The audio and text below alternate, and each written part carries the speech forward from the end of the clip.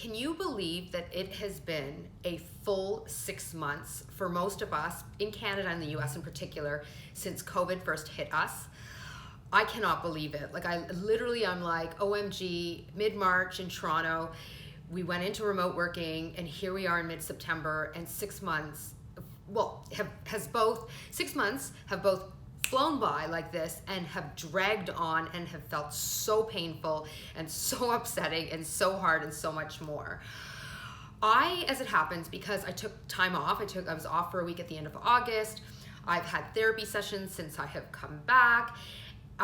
It's September, back to school, and then just on my own, because I care so much about self-empowerment and self-growth work, have over the last few weeks been thinking a lot about the last 6 months and what they have meant for me and what I have learned about myself and what changes I want to make in my life going forward, and the things that I miss and the people I miss and the people who are in my life now who I just want to like hold tight, and so much more. And I was just going to throw out there for you to think about at the same time as I'm thinking about this, that given that it has been 6 months, and frankly we have at least 6 months more of this moment right now is a really great opportunity to take a step back and reflect.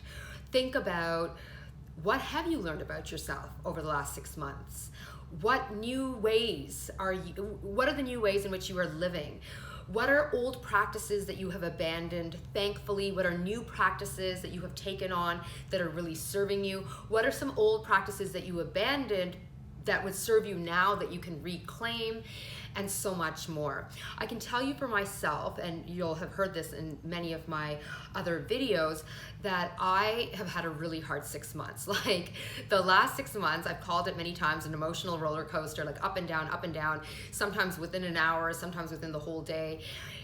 I've constantly felt exhausted, I'm overwhelmed, I'm so upset by all of the inequities, this racial injustice crisis moment, and so much more.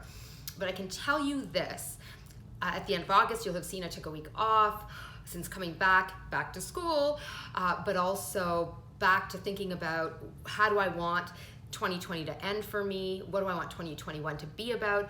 I've been doing a lot of self-reflecting, and I can tell you that I feel like I finally have turned a page or crossed the chasm in terms of feeling better about this COVID moment. And when I say feeling better about this COVID moment, let's not get confused. I hate COVID. I hate this moment.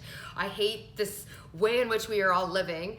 However, when I say this, what I'm talking about is I'm not railing against it or fighting it anymore. It's like, this is the new normal. It's here to stay for the next while anyhow. Frankly, in Canada, we're probably going to go into some type of physical distancing or lockdown or some iteration of that very shortly, because it's about to get cold here and our numbers are starting to spike and all that. But the difference between me back in March and April and now is that I'm not fighting it. And I'm not railing against it. I'm like, okay, it is what it is. So what are you gonna do? How are you gonna make the best of this moment? And what have you learned from the last 6 months that you can apply to the next 6 months coming up? So I just wanted to share this with you, because when I had the aha around, wow, it has been 6 months, for me that was symbolic and a really good opportunity to engage in self-reflection.